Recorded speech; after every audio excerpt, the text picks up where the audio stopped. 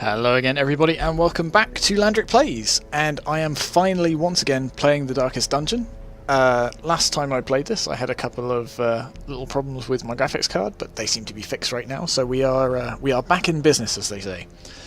Last episode we, such a long time ago, what did we do? That's right, we beat our very first boss of the series. We defeated the Swine Prince and his little companion Wilbur. Other than that, I don't really remember where we are, so let's take a small look around town.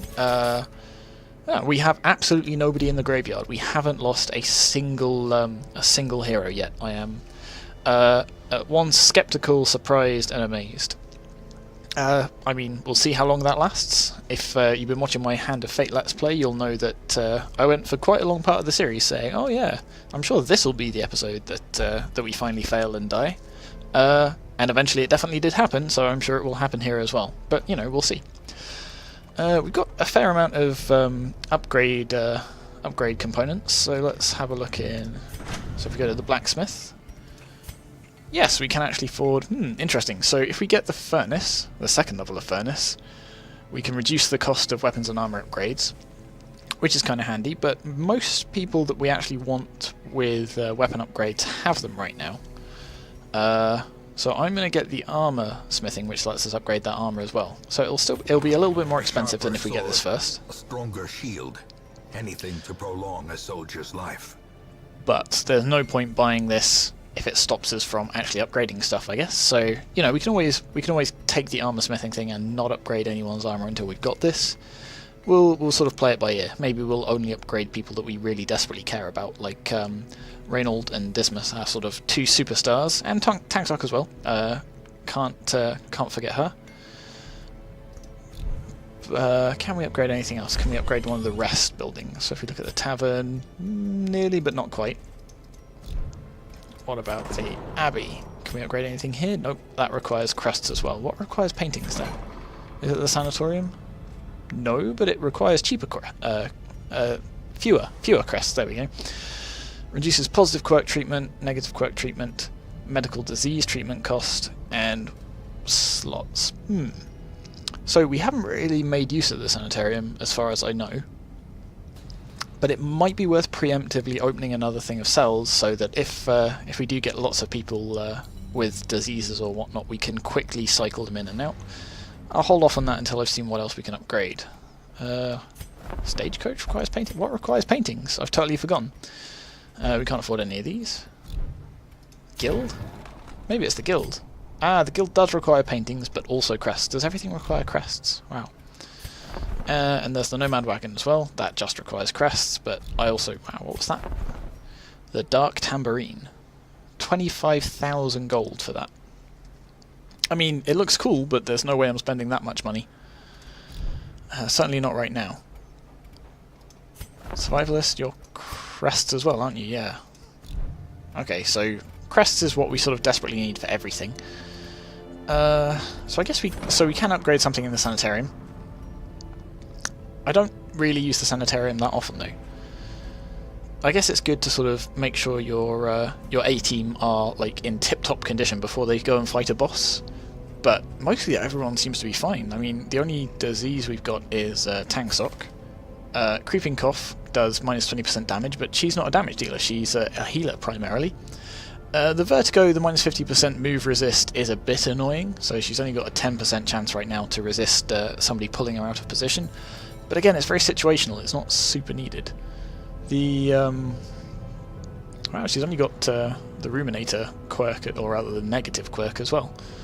How about you guys? Ah yes, you do have a fair amount of negative quirks, and wow, you've got even more. Though they're not terrible. Misses the spot is pretty bad. Alright, I tell you what, we'll invest in cheaper treatment of those. Curious methodologies and apparatus can calm even the most tormented soul. And then what we're going to do is we are going to... I guess we're going to go have a look at the embark screen. Okay, so we defeated a boss. We defeated the boss of the Warrens, the Swine Prince. So there are a lot of easy quests left to do, which means our A-team will refuse now to go and do any of these easy quests because they're all level 3. They think these quests are beneath them, and to an extent they're right. They would sort of go through these like a hot knife through butter. So I think what we're going to do is we are going to give our B-team a little bit of love. I'm going to start with a short quest just to get us back into the swing of things, and then yeah, who do we want in it? So we've started with Drew on board because Drew was in the last quest but is still below level 3, so she can come along with us. And I guess we might as well get her to level 3 as soon as we can so she can join the rest of the A-team. I guess same for Brennan. That's right, you've got these ranged abilities. Though it would be nice to unlock... Which one is it? Is it Noxious Blast? Yeah, Noxious Blast is sort of the...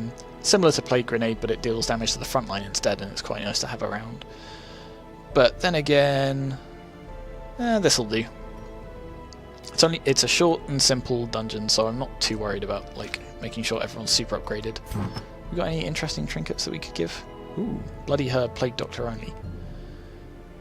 So that's really good for melee damage, but you don't have any of the melee damage skills, right? Yeah, no. You do. So let's make sure you have that before I forget. In fact, I tell you what, we'll bring you with us instead. You can try that out. Who else do we want to bring? Columbia's, I think. Having a backup medic a little bit higher level would be good. You've got the same stats. Have we got anything that will buff you? Not especially. I mean, we've got some reasonable things. They're just not... Ooh, you have quite a lot of poor traits. They'll be fine. And who else do we want to take? Do we want to take Ballad? Creepy, creepy Jester? I think we will, because... I like the creepy... Ah, no, hang on. That's right, you both prefer, like, third position. So maybe we won't bring you.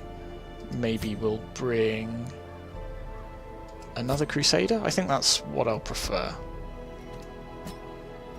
You've got some trinkets that aren't super good, but actually they kind of offset each other, so you have a net 5% protection, which is pretty good.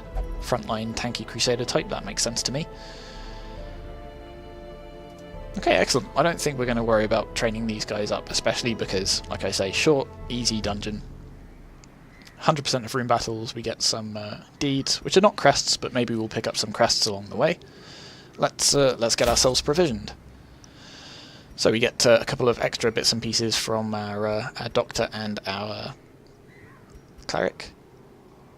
I've forgotten the name of them. Vestal, that was it. So what else do we want to bring? Well, obviously we want to bring some food. 6 is probably... I mean, we could take 8, which guarantees we've got two hunger events we will all be fine for. I think that's probably overkill, to be honest. We can be a little bit greedy and just take 6, which means on the off chance we do get 2 hunger events, we at least half of our people will be able to eat. And we can also use it for a little bit of buffing here and there if need be. Same way with torches, I think we can get away with 6. If it gets a little bit dark, it's not the end of the world. We'll also take a shovel and a key, a pair of keys. I think we're going to travel relatively light. We're going to stick with this. That's right. You can remove what's the word? Horror, stress, that kind of thing. But yeah, I think we're going to travel light. We're going to just take this, and we're going to see where that leads us. Let's go. You haven't purchased much food. No, we're going to be greedy. We're going to... Ah, fine. Alright, we'll take 8. Beware the mark of death that fungal artillery can put on you. That's right. I thought we were in the ruins, but we're not. We're in the Weald, which means we're against horrible fungus abomination-y things.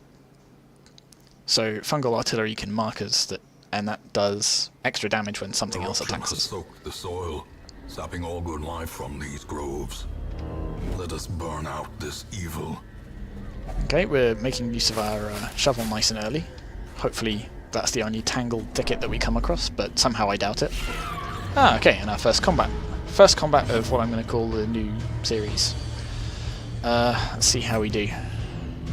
I mean, we should be able to cut our way through these very easy, and wow, if we're doing crits like that everywhere, then yes, we absolutely will. So, nothing to heal, so let's see if we can get a stun off. You've only got 25% resistance. Nice, you got a stun. And I want to see if we can take out this maggot, because I'm pretty sure they potentially can cause disease or something. I don't really remember. I think I'm going to have to relearn all of these different things. There we go. So the bleed took care of that. And then hopefully we can get rid of you. Ooh. So not in the first round, but hopefully in the second. Ooh, dodged again. Didn't dodge the third time. Third time's the charm. There we go. So we get a tiny bit of gold for that.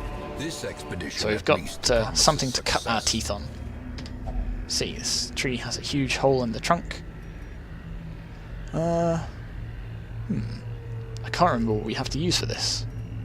Is it the anti-venom in case of poisonous sap or something? Or is it bandages? Let's try the anti-venom. Hooray! Poisonous sap, there we go. So that gets us a whole bunch of gold and some crests, importantly, which we need for our upgrades. Let's use a torch. And go into here. Are we going to have a room battle? We are not. Do we get a scouting chance? We do not. So we have to go to this room. Or risk backtracking. So we could use a shovel here if we had one. I am going to risk it and scrabble around in the dirt, but it is not the healthy of... okay, good. We resisted the blight. That's fine then. Sack is empty. That's a bit of a shame. And let's go into this one. So are we going to have a room battle here? No. So this path was a little bit of a waste of time. Time means food, and it also means torches, which is kind of annoying. But we did pick up some trinkets, some quests.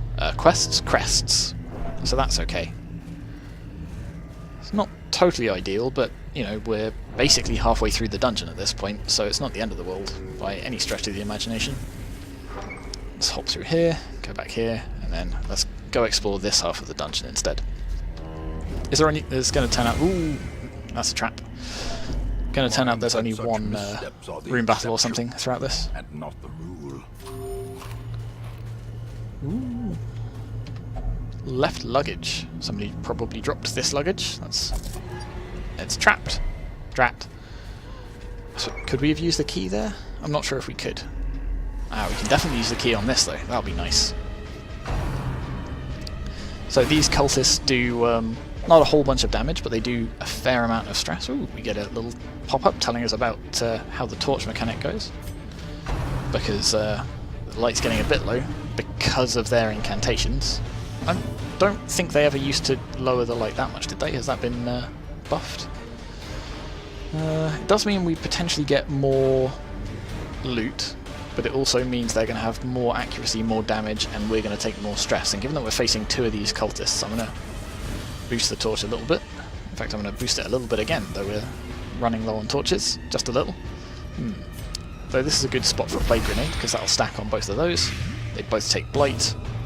So technically this blight will just kill them if we leave them, but it'll probably be good to stack up a little bit of extra damage so they stop doing some stress to us. In fact, ooh, you resisted the stun, that's a bit unfortunate. Let's take out these guys at the front with you.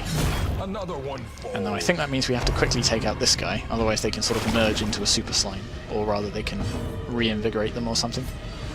So let's try and take you out. Bam, there we go. So now we just have to deal with these, and they are going to be taking ticking damage like that every time. So we'll stack up a little bit more bleed. It does 1 damage the first time round. So you resisted, you didn't. So you're definitely going to die next turn, so we don't actually have to worry about you. I think you're just going to survive, so it'd be really handy if we can take you out. But unfortunately, we can't. We can only reach the first couple of rows. So I tell you what, we'll just give ourselves a little buff. And then we'll just use Judgment on you, because we only need the 1 damage. So technically overkill, but we get a little bit of a heal out of it, and meh. I'm gonna yell at these jelly skull things because pop, and pop them. There we go. Ooh, a little bit of extra food, a little bit of gold, and we get access to this chest. So let's pop the key in there. So since I last played, they've added a thing which now keeps track of which deadly corruption. Which trinkets, not trinkets, which items affect which curiosities, which is kind of nice. So we got Highwayman buckle and some gold, some gold and some emeralds, which is quite valuable. So that's one room battle. We definitely have at least one more to go. And we get a scout, so we know which of these it'll be in. Irritatingly, it's in this one, which has a battle just outside of it. But luckily this is a nice and short passage, so we might as well go see what these two curios are. We are going to start running a bit low on torches, though. Let's see if we can hurry our way through. Aha! Lovely. So we'll grab that. And we'll just light it straight away. And here's our battle. This one's not too bad. So we could go... In fact, yeah, I'm just going to go straight for the... start stacking up some blight on the rear again. Especially seeing as our two frontline fighters can only really do decent damage to the front. Good, you resisted that movement. And you know what, I'm going to go for a dazzling light on you as well. You've already acted this round, but at least it gives us some breathing space next time. It's a bit unfortunate that you're still alive, but you've got 2 health, which means we can definitely kill you with this, if it hits. There we go. Nice. Maintain the offensive. And because it was a crit, we get a little bit of stress reduction, which is extra nice. And then we'll...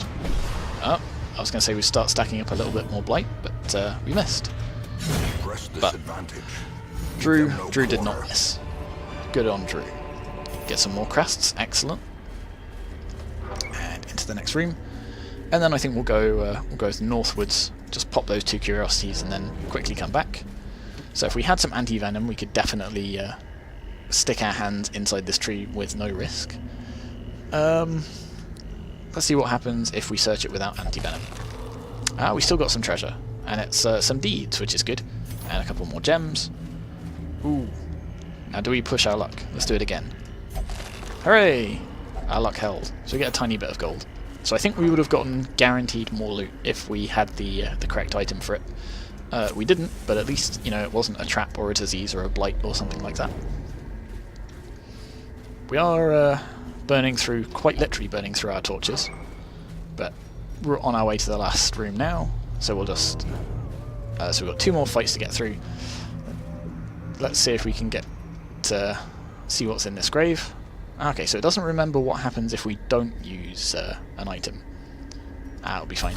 Nope, still not the healthiest of professions. Maybe that always happens then. Ooh, that was a disease as well, which is particularly nasty. Yep, still not going to touch any of these. These are horrible. We absolutely don't want to summon a shambler. So we're going to go straight to the next battle, but I'm going to just light a torch first. Okay, it's only maggots. We can probably get through all of these before... Well, I was going to say, if we were acting first, we could definitely get them before they even take a turn, but it looks like these maggots have fairly high initiative. But it looks like we resist those. I guess we're going to go for a bleed. Okay, you've still got equal resistance to blight and bleed, but I think this will do more direct damage. There we go, lovely. We'll go for a wicked hack on you. Lovely. Surges as the enemy crumbles. And then